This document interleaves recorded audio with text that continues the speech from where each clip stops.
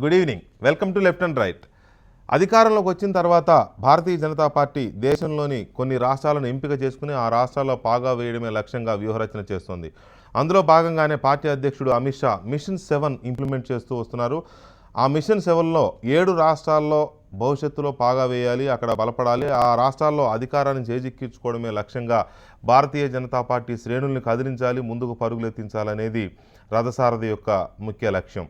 ఆ మిషన్ 7లో తాజాగా 4 రాష్ట్రాల్లో ఆల్రెడీ ఎన్నికలైపోయాయి. మొత్తం 7 రాష్ట్రాలు ఆంధ్రప్రదేశ్, తెలంగాణ, ఒడిశా, బెంగాల్, తమిళనాడు, కేరళ, అసోం. వీటిలో బెంగాల్, తమిళనాడు, కేరళ, అసోం 4 రాష్ట్రాల్లో ఎన్నికలైపోయాయి. అసోంలో మాత్రం అధికారాన్ని చేజిక్కించుకోగలిగారు. మిగతా 3 రాష్ట్రాల్లో పెద్దగా ఉనికిని కూడా చూపించలేని పరిస్థితి. కేరళలో 1 సీటుతో ఎంట్రీ సాధించామని చెప్పుకుంటున్న బీజేపీ తదుపరి లక్ష్యం ఆంధ్రప్రదేశ్, తెలంగాణ, ఒడిశా.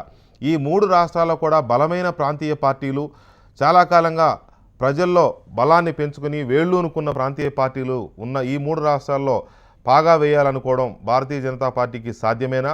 మిషన్ 7లో మిగిలిన 3టిని ఎంతవరకు బీజేపీ చేజిక్కించుకోగలుగుతుంది? 29వ తేదీన తెలంగాణకు వచ్చి బీజేపీ కింది స్థాయి శ్రేణులతో సహా మండల స్థాయి నాయకులతో కూడా సమావేశమై ఎలా తెలంగాణలో పాగా వేయాలి, అలాగే ఆ తర్వాత ఆంధ్రప్రదేశ్లో లక్ష్యం ఏంటి, ఒడిశాలో ఎలా వెళ్ళాలి అనే అంశాల మీద అమిత్ షా ముందుకెళ్ళబోతున్నారు. దీని మీద ఇవాళ మన left and right.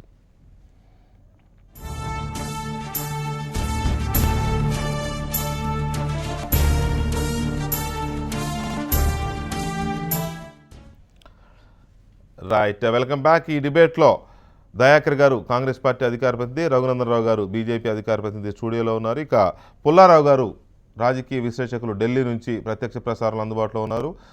Jammula Shyam Kishore గారు భారతీయ జనతా పార్టీ ఆంధ్రప్రదేశ్ శాఖ నాయకులు విజయవాడ నుంచి మనకి లైవ్లో ఉన్నారు. ముఖ్యంగా తెలంగాణ, ఆంధ్రప్రదేశ్, ఒడిశా ఈ 3 రాష్ట్రాలే మిగిలాయి. మిషన్ 7లో 4 రాష్ట్రాలు అయిపోయాయి. ఈ 4గిట్లో సాధించింది ఏంటి అని ఒకసారి చూస్తే పెద్దగా చెప్పుకోదగ్గ సాధించింది ఏమీ కనిపించదు భారతీయ జనతా పార్టీకి.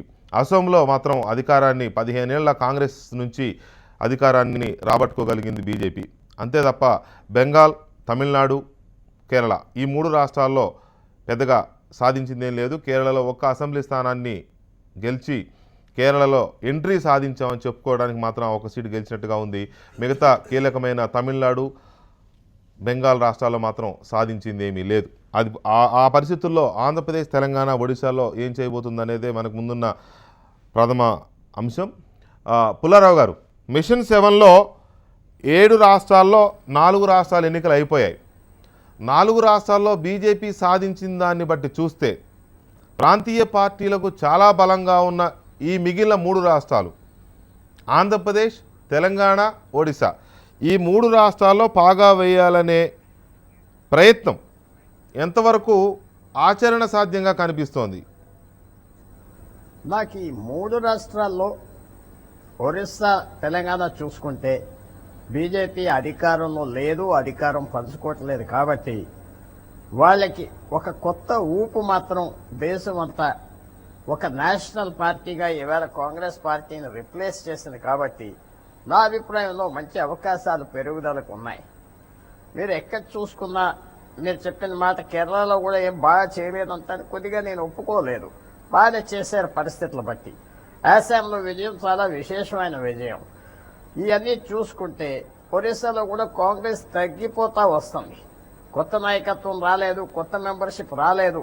కాబట్టి మొన్న పార్లమెంట్ ఎలక్షన్లో కూడా బీజేపీ రిప్లేస్ చేసిన కాంగ్రెస్ పార్టీని నంబర్ 2 పార్టీ అయిపోయింది ఒరిస్సాలో. Naveen Patnaik party 1 man party, మంచి పార్టీ. అతను చాలా అన్ని నేర్చుకున్న వ్యక్తి కాబట్టి అతను ఉన్నంత కాలం కదపడం కష్టం. అయినా బీజేపీకి మాత్రం ఒరిస్సాలో మొన్న పార్లమెంట్లో పడిన ఓట్లు అన్ని సంపాదించుకుని ఉంటే అదే పెద్ద విజయంగా మనం భావించవచ్చు. తెలంగాణలో కూడా మొన్న ఈ టీడీపీతో వాళ్ళతో వీళ్ళతో ఏవో చేసుకుని రాలేకపోయినా కానీ ఇప్పుడు తెలంగాణలో కూడా ఛాలెంజ్ ఏమిటంటే అమిత్ షాకి పాత నాయకులు కొత్త నీరును రానివ్వకుండా చేస్తున్నారు. మీరు గత 30 సంవత్సరాల్లో తెలంగాణలో బీజేపీ నాయకులు ఎవరున్నారో మంచో చెడ్డో నేను అనట్లేదు, వాళ్ళే ఉన్నారు. కొత్త వాళ్ళు రాలేకపోతున్నారు, కొత్త వాళ్ళు పెరగట్లేదు. అది ఏమన్నా మారుస్తాడా? కొత్త రక్తానికి అవకాశం ఇస్తాడా? అది ఇస్తే మాత్రం పెరుగుదలకు ఉండాలి. ఆంధ్రప్రదేశ్కి వస్తే అనవసరంగా 1-2 మంత్రుల కోసం అక్కడ బీజేపీ లొంగిపోయి ఉన్నారు. అవి మంత్రులు అయిన వాళ్ళు ఎమ్మెల్యేలు ఆ ముగ్గురు ఇద్దరు ఎంపీలు ఏమంటారంటే ఇలాగుంటే చాలు కదా మన పదవులు చక్కగా కాపాడుకుంటుంది అంటున్నారు. కానీ పార్టీలో గవర్నమెంట్లో ఉన్నంత కాలం బీజేపీ ఆంధ్రప్రదేశ్లో పెరగటానికి దారి లేదు. మీరు బలమైన ప్రాంతీయ పార్టీలు ఆంధ్రప్రదేశ్లో ఉండినా కానీ థర్డ్ ఆల్టర్నేటివ్ మాత్రం బ్రహ్మాండమైన అవకాశం ఉన్నది. పాపం ఆంధ్రప్రదేశ్లో ఆ 2-3 పదవులు కూడా ఉండొద్దంటారా ఏంటి వాళ్ళని మీరు? అదవసరం. ఆ పదవుల వల్ల కొత్త వాళ్ళు ఎవరు రావట్లేదు. పార్టీ పోరాడలేకపోతుంది. ఉన్న గవర్నమెంట్ చేసే మంచో చెడ్డో ఒప్పోజ్ చేయలేకపోతున్నారు. మాట్లాడకుండా కూర్చుంటున్నారు. ఆ కేడరు గీడరు ఏదో పూర్వం ఉన్న 5%, 3% ఓట్లు తెచ్చుకున్న వాళ్ళు మోడీ గారు కలిసినప్పుడు 5-10% కలిసింది అంతా పోయింది. ఎప్పుడైతే ప్రభుత్వంతో ఉన్నారు ప్రాంతీయ పార్టీలు ఉండినా మనం చూసింది ఏమిటంటే ఆంధ్రప్రదేశ్లో ఈ పార్టీ నుంచి ఆ పార్టీకి వెళ్ళారు, ఆ పార్టీ నుంచి ఈ పార్టీకి నాయకులు వచ్చారు. కానీ కొత్త నాయకత్వం తెలుగుదేశంలో వచ్చిందా మీరు చెప్పండి? అలాగే వైఎస్ఆర్లో కూడా ఓల్డ్ లీడర్స్ ఈ పార్టీ నుంచి ఆ పార్టీకి ఫ్లోట్ అవ్వారు. కానీ కొత్తగా మీరు పాలిటిక్స్ ఎంటర్ అవ్వాలంటే అవకాశం ఇచ్చే పార్టీ ఉంటే పెరుగుతుంది. నేషనల్ పార్టీ పవర్లో ఉన్నది కాబట్టి ఈ 3 రాష్ట్రాల్లో గవర్నమెంట్ ఫామ్ చేసేస్తుంది, లేకపోతే అధికారంలోకి వచ్చేస్తారు అనగానే వాళ్ళు ఓట్ పర్సంటేజ్ పెంచుకోవడానికి మంచి అవకాశాలు ఉన్నాయి. ఒరిస్సాలో పెరగటానికి ఇంకా మంచి అవకాశం ఉన్నది. రైట్. దయాకర్ గారు, మిషన్ 7లో ఆల్రెడీ 4 అయిపోయినాయి, 3 మిగిలాయి. 4గిట్లో అస్సాంలో కాంగ్రెస్ ఉంది కాబట్టి బీజేపీకి సులువైంది. ఎక్కడ కూడా కాంగ్రెస్ ఉన్న చోట బీజేపీ ఉంటుంది, బీజేపీ ఉన్న చోటే కాంగ్రెస్ ఉంటుంది. ప్రాంతీయ పార్టీలు ఉన్న చోట ఎక్కడ కూడా ఈ 2 పార్టీలు ఉండవు. అయితే ఆ పార్టీతో పొత్తు లేదా ఈ పార్టీతో పొత్తు తప్ప ప్రాంతీయ పార్టీలతో సొంతంగా ఏ పార్టీ లేదు. మీరు కాంగ్రెస్ ఉన్న రాష్ట్రంలోనే బీజేపీకి ఛాన్స్ ఉంటుంది, బీజేపీ ఉన్న రాష్ట్రంలోనే కాంగ్రెస్కి ఛాన్స్ ఉంటుంది. అసోంలో కూడా 15 సంవత్సరాల నుంచి కాంగ్రెస్ ఉంది కాబట్టి బీజేపీకి ఛాన్స్ వచ్చిందనేది ఒక విశ్లేషణ. అక్కడే కాదు మిగతా రాష్ట్రం, కర్ణాటక తీసుకోవడం అదే ఎగ్జాంపుల్. సౌత్లో మీరు మిషన్ 7లో కర్ణాటక లేదు, ఎందుకంటే అక్కడ ఆల్రెడీ మేము అధికారంలో ఒకసారి ఉన్నాం, ఇప్పుడు కూడా బలంగా ఉన్నాం కాబట్టి మిషన్ 7లో పెట్టుకోలేదు వాళ్ళు. నెక్స్ట్ పవర్ మీద మళ్ళీ హోప్స్ ఉన్నాయి బీజేపీకి, ఎందుకంటే అక్కడ కాంగ్రెస్ ఉంది కాబట్టి. ఇంకెక్కడా కూడా ఈ మిగతా రాష్ట్రాలు ఎక్కడా కూడా ప్రాంతీయ పార్టీలు లేవు, కాంగ్రెస్ పార్టీ లేదు. అంతా ప్రాంతీయ పార్టీల కబ్జాలో ఉన్న రాష్ట్రాలు ఇవి. బెంగాల్, తమిళనాడు, కేరళలో వీళ్ళు సాధించింది ఏంటి? ఆంధ్రప్రదేశ్, తెలంగాణ, ఒడిశాలో వీళ్ళు సాధించగలిగేది ఏంటి? అమిత్ షా ఆ రథాన్ని పరిగెత్తిస్తా అని చెప్పి వస్తున్నాడు రేపు 29వ తేదీన. ఎంతవరకు పరిగెత్తుంది? ఇప్పుడు ఏపీ అయితే చంద్రబాబుతో అంటగాగినంత కాలం పెద్ద సమస్య వాళ్ళకు వచ్చే అవకాశం అయితే ఉంది. సో మీరు కూడా పుల్లారావు గారి ఆర్గ్యుమెంట్ ఏకీభవిస్తున్నారు? డెఫినెట్గా. ఎందుకంటే ఆడ ప్రత్యేక హోదా ప్రత్యక్షంగా ఇవ్వయింది బీజేపీ, తర్వాత దానికి సహకరించింది, దాని కొరకు పోరాడింది ప్రభుత్వం. విపక్షాలు అక్కడ చిన్న చిన్న కమ్యూనిస్ట్ పార్టీలతో సహా ప్రజా సంఘాలు కూడా మాట్లాడుతున్న క్రమంలో మరి 2018కి ఏమైనా ప్రత్యేక హోదా ఇచ్చినా మళ్ళీ కాంగ్రెస్ కాక తెలంగాణ ఇస్తే ఎలాంటి పరిస్థితి వచ్చిందో అది కూడా రావచ్చు. మీకు తెలంగాణలో అంటే ఇవి 2 కూడా ఈ 3 కూడా ప్రైవేట్ లిమిటెడ్ కంపెనీసే. ఒడిశా, ఏపీ, టీఎస్ ఇవి 2 ప్రాంతీయ పార్టీలే. బాగా వేళ్ళూనుకొని ప్రాంతీయతత్వం ఈయనైతే పూర్తి ఎగ్జిక్యూటివ్. ఒడిశా నవీన్ పట్నాయక్ అయితే 10 నుంచి 5 గంటల వరకే పని, రాజకీయం కాదు ఆయన చేసేది, ఉద్యోగమే ఉన్నట్టున్నది. సో ప్రజలకు కూడా అది నచ్చినట్టున్నది. ఏమైనా మార్పు వస్తుందా అంటే ఒక ప్రత్యేక ఉద్యమం వస్తుంది ఇటు సైడ్ మన వైజాగ్ వైపు ఉన్న ప్రాంతాన్ని ఏమో అంటారు, ఆ భాష మాట్లాడేటోళ్ళను ఒక వస్తున్నది. అక్కడ కాంగ్రెస్ పార్టీతో పాటు చాలామంది అక్కడ మాకు మా నాయకత్వం కూడా పనిచేస్తుంది. మొన్ననే మీటింగ్లు కూడా అయినాయి. సరే అది ఎంత మేరకు అనేది పక్కన పెడితే ఏపీలో వాళ్ళు ఇప్పుడు కొంతమంది వాళ్ళు ఈ శ్యామ్ కిషోర్ లాంటి వాళ్ళు, రామ్ కోటయ్య లాంటి వాళ్ళు, కొంత మన ఆయన పేరేంది ప్రెసిడెంట్గా వాళ్ళు కొంత ఒక ధిక్కార స్వరం రావడం వల్ల అధిష్టానానికి ఎంత మేరకు వస్తుందో కానీ ప్రజల్లో బీజేపీలో కొంతమంది ప్రభుత్వాన్ని నిలదీస్తుండనేది, కానీ ఏ ప్రభుత్వాన్ని నిలదీయాలనే దగ్గర కన్ఫ్యూజన్. చంద్రబాబు నిలదీయాలనా లేకపోతే కేంద్రాన్ని వాళ్ళే నిలదీసుకోవాలనా అనేది గతంలో కాంగ్రెస్కు ఏ రకమైన సందిగ్ధం ఉంది అదే. తెలంగాణ స్టేట్లో అన్నీ ఉండి అన్ని అల్లుడి నోట్లే శని అన్నట్టు వాళ్ళ క్యాడర్ పెరగట్లేదు. ఎందుకు హైదరాబాద్ను విడిచిపోవట్లేరా అనేది ఒక చర్చ ఉంది. ఇక్కడ బీజేపీకి కాంగ్రెస్ బలంగా ఉండడం వలన బీజేపీకి స్కోప్ ఉండే అవకాశం ఉంటుంది. కానీ ఇక్కడ ఈయన కత్తి పట్టుకొని కూర్చున్నాడు కేసీఆర్. మొత్తాన్ని అందరినీ ఏది విపక్షాల ఎమ్మెల్యేల కొనుగోలు పథకం అనేది అప్రతిహతంగా చంద్రబాబుకే ఒప్పందించిన నాయకుడిగా ప్రతీతి. కాబట్టి మరి ఎంత మేరకు జాతీయ పార్టీల అస్తిత్వాలను, ఎందుకంటే చంద్రబాబు వీరు కలిసి ఒక ప్లాన్ ఇప్పటికే వేసిండ్రు. పాలమూరు రంగారెడ్డి తర్వాత ఇది ఏంటిది మన కాళేశ్వరం, ఈ రెండింటితోని నువ్వు గట్టకు నేను గట్టను ప్రాంతీయ సెంటిమెంట్లు రెచ్చగొట్టుకోవాలి. పాలమూరు రంగారెడ్డికి ఈయన పిటిషన్ వేస్తాడు, కాళేశ్వరం పిటిషన్ వేస్తాడు. కట్టాలనుకుంటే చంద్రబాబు నాకు అవకాశం ఇస్తలేడని ఆయన ఎట్లాగ ఇక్కడ పోయిండు, అక్కడ బతకడానికి ఈయనను వాడుకుంటాడు. ఆయన ఎట్లాగ అక్కడ ఉండేది లేదు చంద్రబాబు, అది మన కేసీఆర్.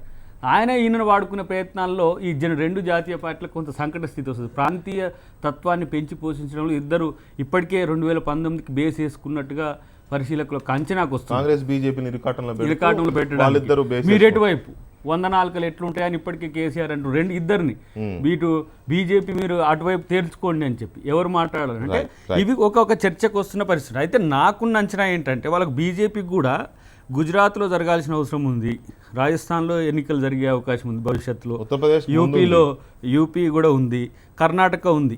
వీటిలలో కూడా పెద్ద ఆశాజనకంగా లేదు. వాళ్ళు కాంగ్రెస్ ముక్త భారత్ అనేది చేసుకునే పాపం ఇటువైపు మిత్రులతో సంకటం, అటువైపు వాళ్ళతోనే సంకటం. ఇప్పుడు మనం ఒక్కసారి గుజరాత్ చూస్తే ఆనంద్-బెన్ ఇప్పటికే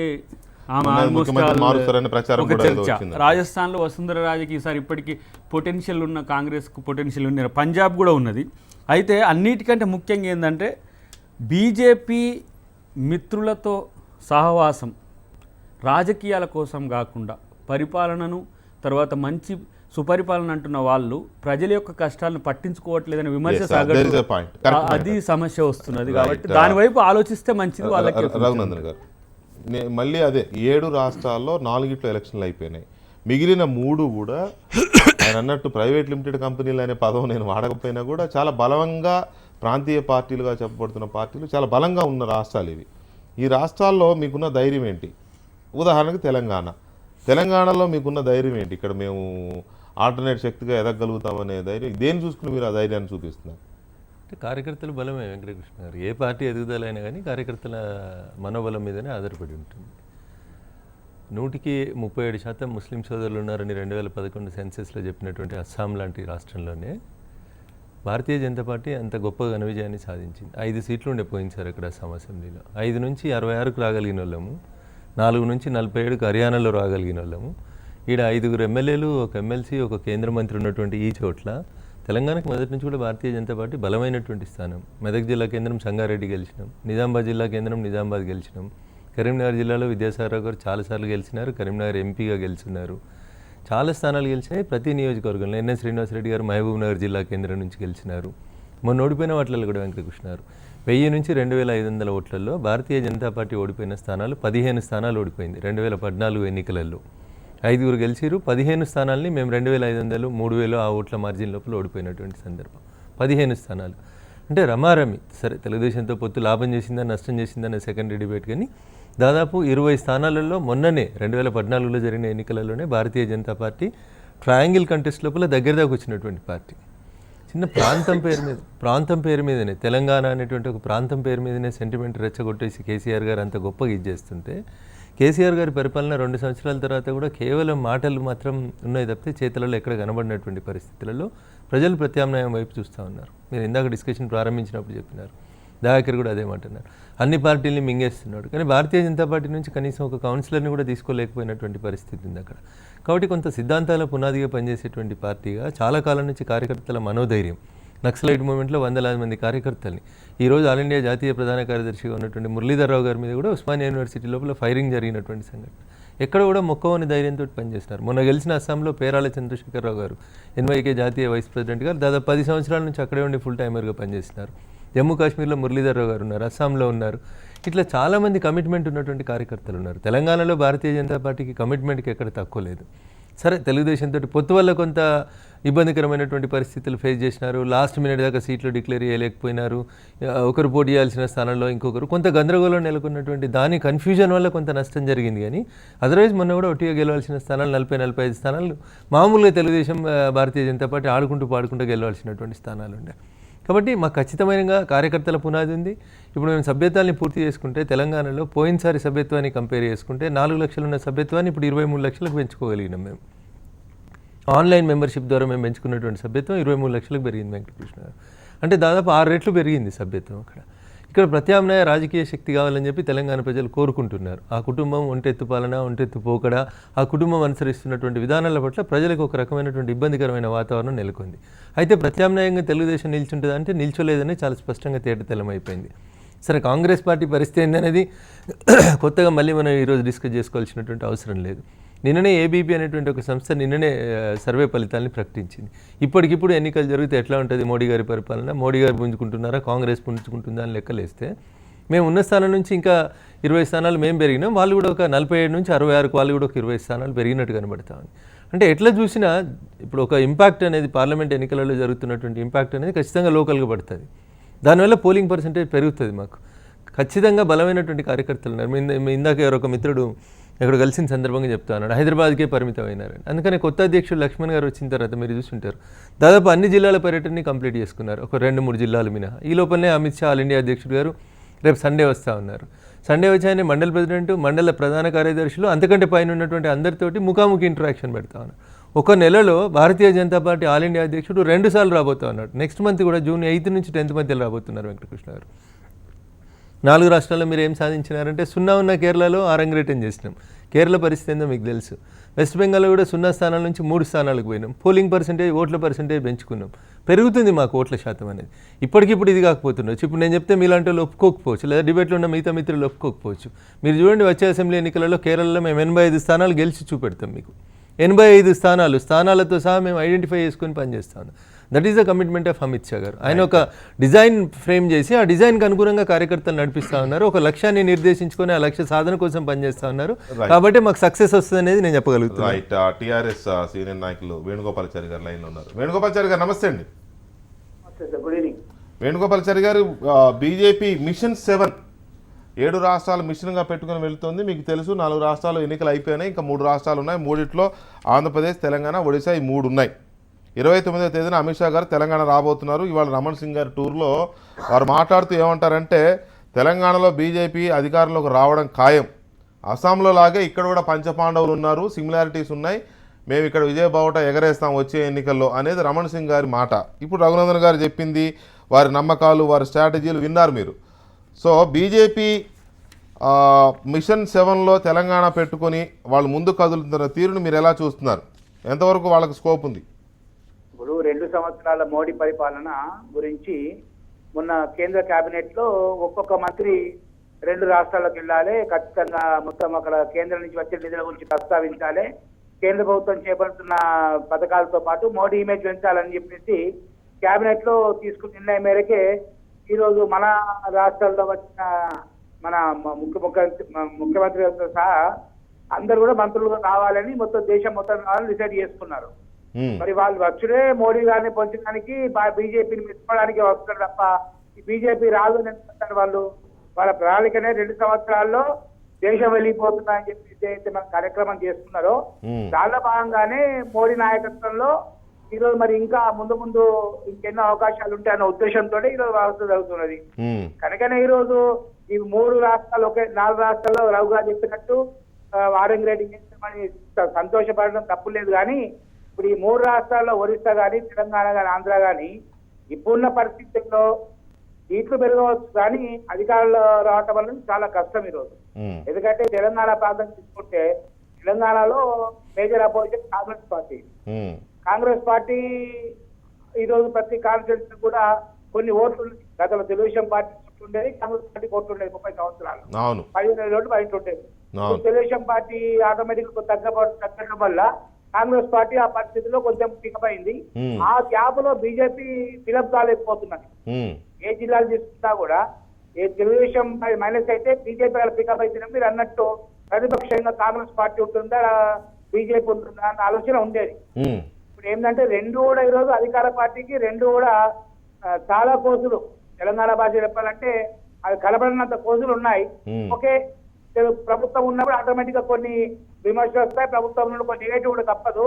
నెగటివ్ ఉన్నప్పటికీ కూడా ప్రభుత్వం చేపట్టిన కార్యక్రమాలు వాళ్ళు స్పందించి రాబోయే రోజుల్లో కూడా టీఆర్ఎస్ వచ్చే అవకాశాలు తెలంగాణలో ఉన్నాయి. ఎందుకంటే టీఆర్ఎస్ ప్రతినిధిగా చెప్పడం కాదు, ఉన్న అవకాశాల ప్రకారంగా ఇప్పుడున్న ప్రకారంగా వాళ్ళ ఉన్న అనైక్యత కానీ లేకుంటే ఇప్పుడు చెప్పారు మెంబర్షిప్ పెరిగిందని. మెంబర్షిప్ పెరిగినప్పటికీ కూడా గతంలో కూడా తెలంగాణలో బీజేపీ బలంగా ఉన్నది కొన్ని ప్రాంతాల్లో. అవును. కాకపోతే ఓటింగ్ వచ్చారు కల్లా ఓటింగ్ టోటల్ గా పంచుకోలేకపోయింది. రైట్. క్యాడర్ ఉన్నది, అభిమానం ఉన్నది, Right. సంఘ పరివార్ పనిచేస్తారు, శిశుమంత్రి టీచర్లు పనిచేస్తారు, రైట్. అన్ని చోట్ల చూశారు కానీ ఓటింగ్ పరవలేదు. ఆ ఓటింగ్ ను కాంగ్రెస్ పార్టీ ఉన్న క్యాడర్ మలుచుకున్నది.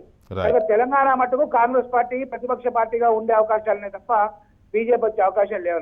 కానీ Right. ఆంధ్రప్రదేశ్ లో ఇప్పుడు ఇంత రవి చెప్పినట్టు మైనార్టీలు అస్సాంలో వేశారు అన్నది వాస్తవమే. కానీ అక్కడ ఒకసారి ఎల్ఏ తీసుకుంటే కూడా ఇవాళ ఆయన మైనార్టీ పార్టీ అధ్యక్షులు వాళ్ళ స్టేట్మెంట్ ఇచ్చారు హిందూలో. దాంట్లో ఏంటంటే కాంగ్రెస్ పార్టీ ఎక్కువగా మా ప్రాంతాల్లో చొచ్చుకొని పోవటం వల్ల డివైడ్ అయిపోయింది. కాంగ్రెస్ పార్టీకి వాళ్ళ పార్టీకి డివైడ్ కావటం వల్ల బీజేపీ ఉన్న ఓట్లకి బీజేపీ వచ్చింది తప్ప మమ్మల్ని వాళ్ళు మోసం చేశారు, వాళ్ళని మేము మోసం చేశామని చెప్పి Right. ఆ మైనార్టీ లీడర్ ఈరోజు అధికారులు చెప్పడం జరిగింది. రైట్ చారి గారు. కనుక ఇక్కడ తెలంగాణ లోపల ఉన్న మైనార్టీలు కానీ క్రిస్టియన్లు కానీ ఎందుకో సాంప్రదాయకంగా ఓట్లు వేసే పరిస్థితి బీజేపీకి లేరు. ఇక అక్కడ తెలంగాణ పరిస్థితి ఆంధ్రలో ఉండకపోవచ్చు. ఆంధ్రలో ఇంత ఫీలింగ్ లేదు. ఆంధ్రలో ఇప్పుడు మైనార్టీ ఫీలింగ్ కానీ మిగతా ఫీలింగ్ కానీ ఇంతగా లేదు కనుక ఆంధ్రప్రదేశ్ లో ఇప్పటికీ వాళ్ళు వాళ్ళకుండే ఫీలింగ్స్ వాళ్ళకున్నాయిలేండి. మీకుండే ఫీలింగ్స్ మీకున్నాయి, వాళ్ళకుండే ఫీలింగ్స్ వాళ్ళకున్నాయి. మానాల్లో రైట్. అందులో బీజేపీ విమర్శించారు. మానాల్లో సినిమాలు తీసుకుంటే ప్రతి ఒక్కరు విమర్శించారు. కనుక ఆశపట్టి కూడా తప్పు లేదు ప్రతిపక్ష పార్టీగా. కానీ టార్గెట్ ఫిల్ అవుతుందని చెప్పే నమ్మకం మాత్రం లేదు. రైట్ చారి గారు, థ్యాంక్ యూ వెరీ మచ్ చారి గారు. శ్యామ్ కిషోర్ గారు గుడ్ ఈవినింగ్ అండి. గుడ్ ఈవినింగ్ అండి. శ్యామ్ కిషోర్ గారు, ఏ రాజకీయ పార్టీ అయినా డెఫినెట్గా అది మిషన్ 7 పెట్టుకున్నా, మిషన్ 29 పెట్టుకున్నా కూడా ఎట్లయినా అన్ని రాష్ట్రాల్లో మనమే ఉండాలని, నిజానికి బీజేపీ అధికారంలోకి వచ్చి రావడంతోనే మొత్తం ఒక దండయాత్రలాగా చేయాలి, దేశంలో ప్రతి రాష్ట్రంలో మనమే అధికారంలోకి ఉండాలనే కాన్సెప్ట్లో వెళ్ళారు. దాంట్లో జమ్మూ కాశ్మీర్లో కొంత విజయం సాధించారు, ఢిల్లీలో బోర్లా పడ్డారు, మళ్ళీ ఇప్పుడు అస్సాంలో కొంత విజయంతో కొంచెం ఊపు కనపడుతోంది. రైట్. వెల్, మహారాష్ట్ర అది బీజేపీ కొత్తగా ఏం కాదు కదండి. అక్కడే ఇంతకు ముందు కూడా గెలిచారు మహారాష్ట్ర. కొత్తగా అరంగేట్రం చేస్తే మనం అనుకోవాలి. మీరు అన్నట్టు కేరళ అన్నారు, అట్లా కాదు కదా. రైట్. ఎనీవే, సో ఈ పరిస్థితుల్లో మిషన్ 7లో తెలంగాణ, ఆంధ్రప్రదేశ్, ఒడిశా ఉంది. రైట్, బాగుంది. ఈ రాష్ట్రాల్లో కూడా గెలవాలనే ఒక మిషన్తో వెళ్ళడం అనేది ఏ రాజకీయ పార్టీకైనా అవసరం. కానీ ఆయా రాష్ట్రాల్లో ఉన్న పాసిబిలిటీస్ ఏంటి? ఏదో మనం కేంద్రంలో అధికారంలో ఉన్నాం కాబట్టి నరేంద్ర మోడీ అనే ఒక జైజాంటిక్ పర్సనాలిటీ, అమిత్ షా లాంటి ఒక పెద్ద వ్యూహకర్త ఉన్నారు కాబట్టి మనం మిషన్ అనే పేరు పెట్టుకుని జనంలోకి వచ్చేస్తుందనే ఆలోచన, లేకపోతే మనం జనానికి చేయాల్సింది చేస్తున్నామా, చెప్పింది చేస్తున్నామా లేదా, ఆ జనానికి మనం ఏం చెప్పాం, ఏం చేసాం, జనంలో ఉన్న మనోభావాలు ఏంటి, వీటి ద్వారా వస్తుందా ఆ రాష్ట్రాల అధికారం? ఉదాహరణగా ఆంధ్రప్రదేశ్లో ఇవాళ అక్కడ సెంటిమెంట్స్ బలంగా ఉన్నాయి ప్రత్యేక హోదాకు సంబంధించి. దాన్ని కాస్త పక్కకు తప్పుకున్నారనే ఒక విమర్శ జనంలో ఉద్యమాలు వస్తున్నాయి. 1-2 ఆత్మహత్యలు జరగకూడదు, జరిగినాయి. తర్వాత రెవెన్యూ లోటుకు సంబంధించి కూడా అది చట్టంలో లేదని తప్పించుకునే పరిస్థితి కనపడతా ఉంది. తాజాగా వెంకయ్యనాయుడు గారి స్టేట్మెంట్, అంత రాజధాని ఎందుకు అని. నరేంద్ర మోడీ గారే చెప్తే పెద్ద రాజధాని కడతామని, ఈయనేమో రాజధాని సెక్రటరియట్, అసెంబ్లీ ఉంటే చాలు కదా, ఇంత పెద్ద రాజధాని ఎందుకు ఇచ్చిన స్టేట్మెంట్తో ఆంధ్రప్రదేశ్లో ఇవాళ కలకలం రేగింది. ఈ పరిస్థితుల్లో మిషన్ 7లో ఆంధ్రప్రదేశ్లో బీజేపీకి ఉన్న పాసిబిలిటీస్ ఏంటి శ్యామ్ కిషోర్ గారు? ఒకటి, భారతీయ జనతా పార్టీ స్వల్పకాలిక ప్రయోజనాల కోసం మేము పనిచేయం. దీర్ఘకాలంగా ఉండే ప్రయోజనాల కోసం పనిచేస్తాం. దేశ అభివృద్ధిని దృష్టిలో పెట్టుకొని పనిచేస్తాం. ఇవాళ మీరు చెప్తున్నారు ప్రజలు నరేంద్ర మోడీ గారి పరిపాలన పట్ల ఎంత సుముఖంగా ఉన్నారో ఇవాళ సర్వేలన్నీ తెలియజేస్తున్నాయి. ఇవాళ దేశంలో 65% మంది ప్రజలు ఆయన పరిపాలన బాగుందనేది ఇవాళ అన్ని సర్వేలు కూడా తేటతెల్లం చేస్తున్నాయి. రెండవది, ఈ రాష్ట్రాల్లో అధికారం ఇప్పుడు వాళ్ళ టీవీ చర్చల్లో చూస్తున్నాం, వాళ్ళు ఎక్కువ మంది ప్రతిపక్షాలకు విపక్షాలకు సంబంధించిన వాళ్ళు నరేంద్ర మోడీ గారి యొక్క ప్రాభవాన్ని జీర్ణించుకోలేక వాళ్ళు వేరే రకంగా మాట్లాడటం తప్ప అభివృద్ధిని ఆశించి దాని దృష్టితోటి వాళ్ళు మాట్లాడతలేదు. రెండవది, మేము అనేక రాష్ట్రాల్లో ఇందాక మా మిత్రుడు రఘు కూడా చెప్పారు, మేము నిదానంగా ముందుకెళ్తున్నాం. అనేక రాష్ట్రాల్లో ఒక 7-8 రాష్ట్రాలు మాకు తక్కువగా బలం ఉన్న దాంట్లో ముందుకెళ్తున్నాం. ఇవాళ అస్సాంలో అధికారంలోకి వచ్చాం, అంతకుముందు హర్యానాలో వచ్చాం, ఈవేళ కేరళలో 10-11% ఓట్లు సాధించాం, బెంగాల్లో కూడా సాధించాం. భవిష్యత్తులో మిగిలిన రాష్ట్రాల్లో కూడా సాధిస్తాం. ఒక వ్యూహం ప్రకారం పోతున్నాం. రెండవది, మేము ఎవరో చెప్పిన మాటలు కాదు, మేము ఒక వ్యూహం ప్రకారం, సిద్ధాంతం ప్రకారం ఈ దేశంలో కాంగ్రెస్ 65 సంవత్సరాల పాలనలో చేసిన అరాచకం, దోపిడీ, దీని నుంచి భారతదేశాన్ని కాంగ్రెస్ ముక్త భారత్ చేయాలనేటువంటి ఒక లక్ష్యంతో మేము పనిచేస్తున్నాం. ఆ క్రమంలో కొన్ని ప్రాంతీయ పార్టీలతోటి మేము ఖచ్చితంగా పొత్తులు పెట్టుకుంటాం. మేము దానివల్ల లబ్ధి పొందామా, కొంత నష్టపడ్డామా, ఇవన్నీ కూడా జాతీయ దృక్పథంతో ఉంటాయి. ఒక రాష్ట్రంలో మేము కొంత నష్టపోవచ్చు, కానీ జాతీయ దృక్పథంతో మేము ఆలోచిస్తాం కాబట్టి, జాతీయ భావంతో ఆలోచిస్తాం కాబట్టి, దేశ అభివృద్ధి లక్ష్యంగా ఆలోచిస్తాం కాబట్టి ఒక్కొక్క చోట మేము దెబ్బతింటా కూడా ఉంటాం. అయితే దానికోసం మేము విరవం. ఈవేళ మిత్రపక్షాలను కలుపుకొని కాంగ్రెస్ నుండి ఈ దేశాన్ని విముక్తం చేసి, ఈ దోపిడీ పరిపాలన నుంచి విముక్తం చేసే ఒక లక్ష్యం, ప్రజలకి సుపరిపాలన అందించాల్సిన లక్ష్యం. గత 2 సంవత్సరాలుగా ఎన్డీఏలో ఎక్కడ కూడా చిన్న అవినీతి ఆరోపణ రాకపోతే అవి జీర్ణించుకోలేనటువంటి కమ్యూనిస్ట్ పార్టీ కానీ, కాంగ్రెస్ పార్టీ కానీ, ఇతర ప్రతిపక్ష పార్టీలు కానీ ఆరోపణ చేస్తున్నాయి తప్ప వేరే రకమైన ఆరోపణ వీళ్ళు మిత్రపక్షాలతో కలిసిపోతున్నారు, లేదా ప్రత్యేక హోదా వెనకపోయారు. ప్రత్యేక మిషన్ 7 అని మీరు ఏదైతే పెట్టుకున్నారో, ఈ మిషన్ 7లో ఆల్మోస్ట్ చాలా రాష్ట్రాల్లో లోకల్గా ఉన్న ప్రాంతీయ పార్టీలతోనే పొత్తులు పెట్టుకున్న పరిస్థితి. వారితో కలిసే మీరు పార్లమెంట్ సీట్లు కూడా గెలుచుకున్నారు. కలిసే వాళ్ళ ఎన్డీఏతో మీకు ఫుల్ మెజార్టీ వచ్చినా కూడా మిత్రపక్షంగా వాళ్ళు కొంతమంది మీ ప్రభుత్వంలో కూడా ఉన్నారు, తెలుగుదేశం లాంటి పార్టీలు. అయితే ఎక్కడైతే మిత్రపక్షాలుగా ఉన్నారో ఆ రాష్ట్రాల్లోనే మేము పాగా వేస్తాం, ఆ రాష్ట్రాలని మిషన్ 7లో భాగంగా పెట్టుకొని మీకే ఎసరు తెస్తామనే తరహాలో మాట్లాడితే ఆ రాష్ట్రాలు తట్టుకోగలుగుతాయా? ఉదాహరణకి జయలలిత పార్టీ 2014లో జయలలితతో కలిసి పనిచేశారు, ఇప్పుడేమో ఒంటరిగా వెళ్ళారు. ఇప్పుడు ఆంధ్రప్రదేశ్లో అదే పరిస్థితి. 2018లో విడిపోతారో, 2017లో విడిపోతారో, అసలు ఈ సంవత్సరం విడిపోతారో తెలియని విధంగా ఘాటైన విమర్శలు, మాటల దాడి కొనసాగుతోంది. సో మీరు ఎక్కడైతే పొత్తు పెట్టుకున్నారో, ఏ పార్టీల సహకారంతో మీరు కలిసి వాళ్ళ ఎక్కువ సీట్లు తెచ్చుకున్న అధికారంలోకి ఉన్నారో వాళ్ళకే మీరు మిషన్ 7 పెట్టుకున్నాం, మీ రాష్ట్రంలో మేము పాగా వేస్తామని అంటే అక్కడ పార్టీల మధ్య సఖ్యత కొనసాగుతుందా? ప్రజలు అంగీకరిస్తారా? దయచేసి మీరు రాజకీయ విశ్లేషకులు, ఒక రాజకీయ పార్టీ తన ఎదుగుదల కోసం పనిచేస్తుంది కానీ ఇతర పార్టీలను ఏదో దాటిపోయే దాంట్లో మా యొక్క సిద్ధాంతం ఆధారంగా, మా యొక్క పనుల ఆధారంగా ఆంధ్రప్రదేశ్లో మేము పొత్తు పెట్టుకున్నప్పటికీ ఈవేళ కాంగ్రెస్ పార్టీ లేకపోతే ఇతర ప్రతిపక్షాలు తగ్గిపోయిన పరిస్థితుల్లో ఆ యొక్క గ్యాప్ని మేము ఫిలప్ చేయడానికి మేము ప్రయత్నం చేస్తున్నాం. ఒకవైపు తెలుగుదేశం పార్టీ గట్టిగా ఉంటే రెండో వైపున మిగిలిన భాగాన్ని మేము పూరించడానికి ప్రయత్నం చేస్తున్నాం. రెండు సమాంతరంగా ముందుకెళ్తాం. ఇవాళ శివసేన, బీజేపీ అక్కడ ఎట్లా కలిసి పనిచేస్తున్నాం, అట్లా కలిసి పనిచేయవచ్చు.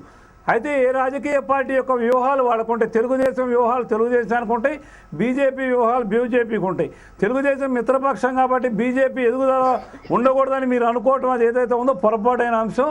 అన్ని రాష్ట్రాలు కూడా ఖచ్చితంగా మేము మా ఎదుగుదల కోసం కృషి చేస్తాం. తెలంగాణ కానీ, ఆంధ్రప్రదేశ్ కానీ, ఒరిస్సా కానీ, లేకపోతే తమిళనాడు కావచ్చు, ఇంకో చోట కావచ్చు, మాకు అవకాశం ఉన్న చోటల్లా ఒక నిర్మాణాత్మకమైనటువంటి పాత్ర పోషిస్తూ ప్రజల్లోకి వెళుతూ ప్రజలకు మంచి పరిపాలన కేంద్రం ద్వారా అందిస్తూ నరేంద్ర మోడీ గారి చరిష్మా ఆధారంతో లక్షలాది మంది కార్యకర్తల పనితోటి రాబోయే రోజుల్లో అటు ఆంధ్రప్రదేశ్లో, తెలంగాణలో, ఒరిస్సాలో కూడా ఖచ్చితంగా మేము బలపడతాం. దీని మీద మాకు విశ్వాసం ఉంది, మా నాయకులకు విశ్వాసం ఉంది, కార్యకర్తలకు విశ్వాసం ఉంది. మాకు ఒక సిద్ధాంతం ఉంది, మేము ఒక సిద్ధాంతంతో వెళ్ళే పార్టీ. రైట్, డెఫినెట్గా సిద్ధాంతం ఉన్న పార్టీనే బీజేపీ. అయితే బీజేపీ సిద్ధాంతం ఏంటంటే ఎవరిని అడిగినా కూడా ఎక్కువ మాట్లాడేది ఆర్ఎస్ఎస్ సిద్ధాంతం. రాజకీయ విశ్లేషకులు మాట్లాడినా లేకపోతే పార్టీలు మాట్లాడినా కూడా. సో ఈ ఆర్ఎస్ఎస్ భావజాలం నుంచి బయటపడకుండా మిషన్ 7 పెట్టుకున్నా, మిషన్ 29 పెట్టుకున్నా, ఆర్ఎస్ఎస్ భావజాలం నుంచి బయటపడకుండా ఈ సాధించడం బీజేపీ. ఆర్ఎస్ఎస్ భావజాలంలో మేము ఖచ్చితంగా ఉంటాం. దయచేసి మీరు పొరపాటు పడద్దు సార్. ఆర్ఎస్ఎస్ భావజాలంతోనే మేము ముందుకెళ్తున్నాం. దాంట్లో ఎలాంటి మాకు సందేహం లేదు. మేము మీకు కూడా సందేహం ఉంటే నివృత్తి చేస్తున్నాం. శ్యామ్ కిషోర్ గారు, నేను అదే అన్నాను. ఆర్ఎస్ఎస్ భావజాలం నుంచి బయటపడకుండా ఈ మిషన్ 7లు, మిషన్ 29లు సాధించడం సాధ్యం. మీరు దయచేసి ఆర్ఎస్ఎస్ భావజాలం దేశభక్తి పూరితమైనటువంటిది. ఈ జాతి సమగ్రత, జాతి ఐక్యత కోసం పనిచేసేటువంటిది, దేశ అభివృద్ధి కోసం పనిచేసేటువంటిది, ఈ దేశాన్ని ప్రపంచ దేశాల్లో సర్వోన్నతంగా చూడాలనుకున్నటువంటి సంస్థ ఆర్ఎస్ఎస్. దాని భావజాలానికి అనుగుణంగానే మేము ఖచ్చితంగా పనిచేస్తాం. నేను అదే అంటున్నాను సార్. నేను అన్నది మీరు అన్నదే నేను అన్నాను. ఆర్ఎస్ఎస్ భావజాలంతోనే ఉంటారు మీరు. మీరు పొరపాటుగా ఊహిస్తున్నారు. నేను పొరపాటుగా ఊహించలేదండి. నేను పొరపాటుగా ఆర్ఎస్ఎస్ భావజాలంతోనే బీజేపీ ఉంటుంది, అలాగే ఉంటుంది. కానీ అలాగే ఉంటూ ఈ మిషన్ 7 మిషన్ 29 సాధ్యమని నేను వీరిని అడుగుతున్న ప్రశ్న. మీరు అలాగే ఉండండి, మీరు ఉండడంలో నాకు ఎలాంటి అభ్యంతరము లేదు. హూయామై మీరు ఉండొద్దని చెప్పడానికి హూయామై నేనెవరిని? నా ఉద్దేశం అది కాదు. నేను అంటున్నదలా ఒకటే. శ్యామకిషోర్ గారు ఒక్క నిమిషం, నేను అంటున్నది ఒకటే. ఈ భావజాలం ఆర్ఎస్ఎస్ భావజాలం మీద విభిన్నమైన భావజాలాలు ఉన్నాయి. మళ్ళీ లెఫ్ట్ భావజాలం వేరుగా ఉంది, కాంగ్రెస్ వైఖరి ఇంకొక రకంగా ఉంది, రకరకాల వ్యక్తుల వైఖరులు వ్యవస్థల వైఖరులు ఉన్నాయి. సో దీని నుంచి బయటపడకుండా అన్ని రాష్ట్రాల్లో వీళ్ళకి సాధ్యమేనా? ఇప్పుడు ఆపరేషన్ 7లో వీళ్ళకి మిగిలి ఉన్నాయి 3 సార్, ఒడిశా, టీఎస్, ఏపీలో. ఈ 75 కంటే ఎక్కువ లేవు ఏది ఎంపీలు. జరగాల్సినవి వాళ్ళ ప్రభుత్వాలు ఉన్నాయట్లో 215, 220 దానికి ఉన్నాయి. ఉత్తరప్రదేశ్, 82, గుజరాత్, రాజస్థాన్ ఇవి దాదాపు 250 దగ్గరకు ఉన్నాయి. ఇక్కడ వాళ్ళ ప్రభుత్వాలు ఉన్నాయి. అస్సాంలో మేము ఓడిపోయినామంటే 15 సంవత్సరాల యాంటీ ఎస్టాబ్లిష్మెంట్, ఇలా కొత్తగా కాదు. తర్వాత ఎల్డీఎఫ్, యూడీఎఫ్లో రేపు వామపక్షాలతో ఉండే అవగాహనలో ఎల్డీఎఫ్, యూడీఎఫ్ మాకు కలిసి వచ్చే అవకాశం కూడా ఉంటుంది. కానీ వీళ్ళకు బీజేపీతో టీడీపీకి పొత్తు ఉండదు భవిష్యత్తులో. నాకు వీళ్ళు మాట్లాడుతున్న తీరు చూస్తే 2 రాష్ట్రాల్లో. తెలంగాణలో బీజేపీ, టీడీపీ, టీఆర్ఎస్కు యాంటీ కాంగ్రెస్ శక్తులకు పవర్ వచ్చింది ఇక్కడ. ఎంపీలు కానీ ఎమ్మెల్యేలు కానీ 18 దానిక 15 దానిక టీడీపీకి వచ్చినాయి, 5 బీజేపీకి. ఇప్పుడు వాళ్ళు ఆల్మోస్ట్ ఆల్ వాళ్ళు యాంటీ ఎస్టాబ్లిష్మెంట్తో వచ్చిన సీట్లే వాళ్ళు. రేపు అంటే తర్వాత కేంద్రంలో ఉండే పరిపాలన ఇంపాక్ట్ ఈ 2 స్టేట్లలో కూడా పడే అవకాశం ఉంటుంది. సరే ఇక్కడ 25 మనకు ఆడేది ఏపీలో. మరి ఎంత మేరకు బాబును కాదని వీళ్ళు తెచ్చుకునే పరిస్థితి ఉందో మనం ఆలోచించవచ్చు. అయితే ఒకటి, తమిళనాడులో మాకు ఇప్పుడు 1%తో 100 సీట్లు కోల్పోయిన పరిస్థితి ఉన్నది. రేపు 2 సంవత్సరాల్లో 3 సంవత్సరాలు జరగబోతున్న ఎన్నికల్లో జయకు యాంటీ ఇన్కంబెన్సీతో వీళ్లకు అనుకూలమైన ఎంపీలు వస్తారు అనుకోవడానికి అవకాశమే లేదు. బెంగాల్లో 44, మేమిద్దరం విడిపోయినప్పటికి కూడా మాకు 44 వచ్చింది, బీజేపీకి అనుకూల అయితే లేదు. అక్కడ కూడా ఎల్డీఎఫ్, యూడీఎఫ్లో వీళ్ళకు ఓ రాజశేఖర్ అని ఒక ఎమ్మెల్యే వచ్చింది. దాంతో ఇప్పుడు వాళ్ళకి 80 సీట్లు వస్తాయని మా రగన్న చెప్తుండే. సరే అది చూద్దాం. సరే అన్నిటికంటే ముఖ్యంగా ఏంటంటే ఏపీలో డ్రాస్టిక్గా చేంజ్ అవుతున్న వాటిని వాళ్ళు పరిశీలిస్తలేరు. కానీ ఈరోజు క్యాపిటల్ పేరు మీద గూడు కట్టుకొని ఉన్న అసంతృప్తి ఏదైతే ఉందో అది బ్లాస్ట్ అయ్యే అవకాశం లేకపోలేదు. ఈరోజు వెంకయ్య నాయుడు వచ్చి నేను హైదరాబాద్కి వచ్చో అదే రాజధానికి పోయి మాట్లాడుతూ అంటుండగా ఆ రోజు పుస్తకాలు వేసిన పరిస్థితి ఉంది. వీరేమో యాంటీ టీడీపీ మాట్లాడుతున్నారు, వారేమో యాంటీ గవర్నమెంటే మాట్లాడుతున్నారు. ఇది కొంత వర్సటైల్ గా ఊహించే పరిస్థితి అక్కడ లేదండి. దయచేసి మేము జగన్తో కలిసిపోవచ్చు రేపు. ఎందుకు మా కాంగ్రెసే కదా, వైఎస్ జగన్ కాంగ్రెస్, మా కాంగ్రెస్ కలిసిపోయి మేము ఇక ఇంత నష్టపోయి వారితో కలవడానికి మాకు వచ్చే నష్టం ఏం లేదు. రేపు పవన్ కళ్యాణ్ కూడా మీ వైపు ఉంటాడో మా వైపు ఉంటాడో అది కూడా చర్చలు జరుగుతున్నాయి. ఎందుకు మీరు అప్పుడే మాకు మాత్రం ఉంటుందని అంచనాకి ఎందుకు వస్తారు? కానీ అన్నిటికంటే ముఖ్యంగా మీకు ఇప్పుడు మీరన్న ఆర్ఎస్ఎస్ పూర్తి గనక ప్రజాస్వామ్యాన్ని పరిరక్షించే విధంగా ఉండి మీరు అనుకుంటున్న అసహనాలు మీ విపక్షాల మీద చూపించకపోతే మీకు అవకాశం ఉంటుంది. కానీ ఇప్పుడు 2 సంవత్సరాల్లో మీరు 20 రోజులు పెట్టుకోవాల్సి వచ్చింది మీరు చేసిన పనుల గురించి. ఇప్పటికే గతంలో మీరు భారత్ వెలిగిపోతుందని చాలా పెద్ద ప్రచారాలు చేసింది. భారత్ వెలిగిపోతుంది పక్కన పెట్టండి. ఇప్పుడు కరువు గురించి 20 రోజులు కనుక మీ ప్రభుత్వం తీసుకొని ఉంటే అలా ప్రజాపక్షం అని మీరు అనుకోవడానికి ఒక అవకాశం ఉండే.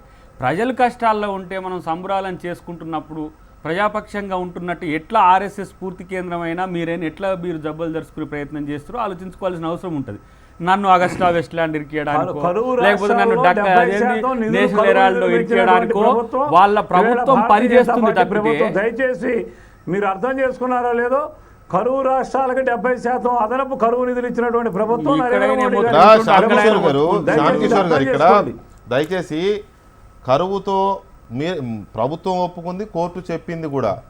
కరువుతో 12 రాష్ట్రాలు అల్లాడిపోతున్నాయని. 12 రాష్ట్రాల్లో ఒక రాష్ట్రానికి కూడా వెళ్ళడానికి ప్రధానమంత్రి గారికి తీరలే. ఇప్పుడు మీ దగ్గరికి వస్తాను. మీ దగ్గరికి ఎలిగేషన్ కాదు, ఇది ఎలిగేషన్ కాదు. నేను ఉన్నదే చెప్తాను. మీరు చెప్పండి. మీరు నేను చెప్పిన తప్ప అయితే చెప్పండి. మీరు నేను చెప్పిన తప్ప అయితే ఒక్క నిమిషం శ్యామ్ కిషోర్ గారు, శ్యామ్ కిషోర్ గారు ఒక్క మాట దయచేసి ఒక్క మాట. నేను తప్పట్టట్లే. మీరు తెలంగాణలో కానీ ఆంధ్రప్రదేశ్లో కానీ బీజేపీ నాయకులు తిరగలేదని అనలే. తెలంగాణలో కూడా బృందాలు తిరిగినాయి, బీజేపీ బృందాలు. నేను అంటుంది ఒకటే, ఇవాళ ఎలాగైతే 2 సంవత్సరాల సంబరాలు చేస్తూ భారీ బహిరంగ సభలు నిర్వహిస్తున్నారో ఆ తరహాలో ప్రధానమంత్రి గారు ఎందుకు తిరగలేకపోయారనే విమర్శ దేశవ్యాప్తంగా ఉంది వాళ్ళ. అది నేను అంటున్నది కాదు, మీరు విమర్శ చేసుకోండి. మీరు వెంకటకృష్ణ గారు అందరికంటే ముందు స్పందించింది ప్రధానమంత్రి గారు, రాష్ట్రాల ముఖ్యమంత్రులను పిలిచి మాట్లాడింది ప్రధానమంత్రి గారు. గత చరిత్రను తీసుకుంటే సారీ ఏం సార్ కోర్టు కామెంట్స్ తర్వాత ముఖ్యమంత్రితో మాట్లాడే చర్చలు మొదలైనాయి. వెంకటకృష్ణ గారు సుప్రీంకోర్టును తన పని తను చేసుకోమనండి. రాజకీయ నాయకుల నేనే చెప్తున్నాను రాజకీయ నాయకుల షూస్లలో వాళ్ళు కాలు పెట్టాల్సిన అవసరం లేదు. కోర్టులలో పెండెన్సీని తప్పించుకోవడం, కోర్టులలో పెండెన్సీలు తగ్గించుకోవడం చేతనైతే ఆ పని చేయమనండి. ప్రభుత్వాలు ఏం చేయాలో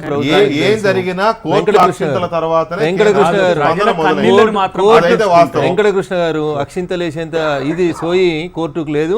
వాళ్ళు వేసిందేం సక్కనలు కాదు. వాళ్ళ మీద 100 మంది అక్షింతలు వేస్తా ఉన్నారు. రోజు కక్షిదారులు కోర్టులకు వచ్చి ఏడుస్తున్నారు. అది వేరు విషయం. ఆ చర్చ మరో సందర్భంగా పెట్టుకుందాం. అన్నీ అయితే కూడా కరువు మీద అందరికంటే ముందు స్పందించింది ప్రధానమంత్రి గారే, ముఖ్యమంత్రిని పిలిచి మాట్లాడింది ప్రధానమంత్రి గారే. తెలంగాణలో కరువు ఉన్నదంటే వీళ్ళు 500 ఈయనని ఉత్తరం రాసేందుకు వీళ్ళకి 3 నెలలు పడితే కేంద్ర కరువు బృందాలు వచ్చి పర్యటించి 792 కోట్లు వెంటనే రిలీజ్ చేసింది కూడా తెలంగాణకే. కాబట్టి మళ్ళీ రాజకీయ కోణంలో విమర్శలు మేము చేయదలుచుకోలేదు. ఇక్కడ జరుగుతున్నటువంటి చర్చ మిషన్ 7 స్టేట్స్. మేము మిషన్ 272+ అని 2014 ఎన్నికల కంటే ముందు పెట్టుకున్నాం. మిషన్ 272+ అని పెట్టుకుంటే మేము 282కి అచీవ్ అయినాం. అంటే ఎంత క్రమశిక్షణతో, ఎంత క్రమబద్ధంతో, ఎవరికి నచ్చినా నచ్చకున్నా, విమర్శకులు ఎన్ని విమర్శించినా, ఆర్ఎస్ఎస్ పనిచేసినా, విశ్వ హిందూ పరిషత్ పనిచేసినా మిషన్ 272ని సక్సెస్ చేయడానికి పనిచేసుకుంటూ వచ్చినాం.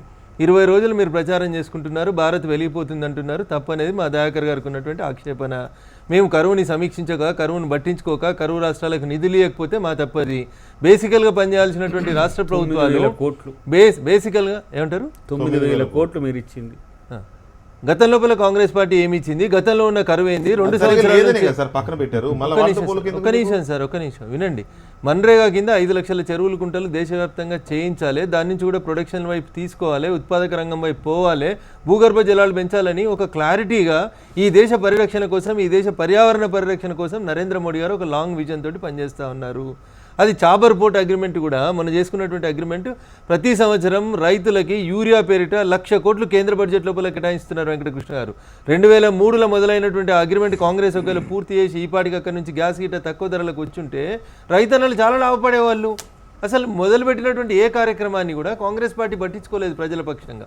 కాబట్టే ఇన్ని ఇబ్బందులు వచ్చినాయి. ఇప్పుడు అధికారంలోకి రాగానే వచ్చిన మొదటి రోజే అన్ని అనుకున్నటువంటి ఫలితాలు రావు కదా వెంకటకృష్ణ గారు. కొన్ని షార్ట్ టర్మ్ ఉంటాయి, కొన్ని లాంగ్ టర్మ్ ఉంటాయి. అనుకోకుండా 2 సంవత్సరాల నుంచి కరువు వస్తుంది. కరువును ఎక్కడ అడ్రస్ చేయట్లేదు. రాతూరుకు మంచినీళ్ళు రైళ్లలో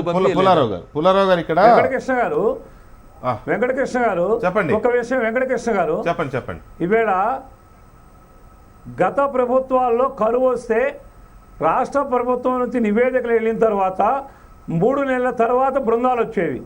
నరేంద్ర మోడీ గారి నాయకత్వంలో రాష్ట్ర ప్రభుత్వాల నుంచి కరువు నివేదికలకు వెళ్లకుండానే కేంద్ర బృందాలు పర్యటించి కరువును అంచనా వేసి ఈవేళ రాష్ట్రాలకి కరువు నిధులు పంపించేటువంటి ఏర్పాటు చేస్తున్నారు.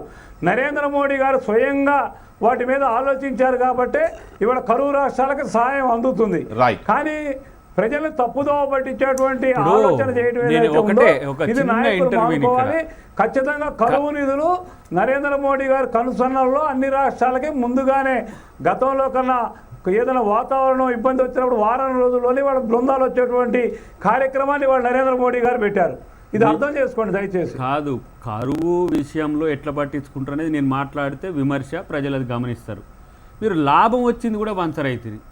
ఇవాళ ఇప్పుడు 3 లక్షల కోట్లు 4 లక్షల కోట్లు మీరు క్రూడ్ మీద దాదాపు $100 నుంచి $35 తగ్గితే దాని ప్రతిఫలం ఎక్కడ ఉన్నది సామాన్యునికి?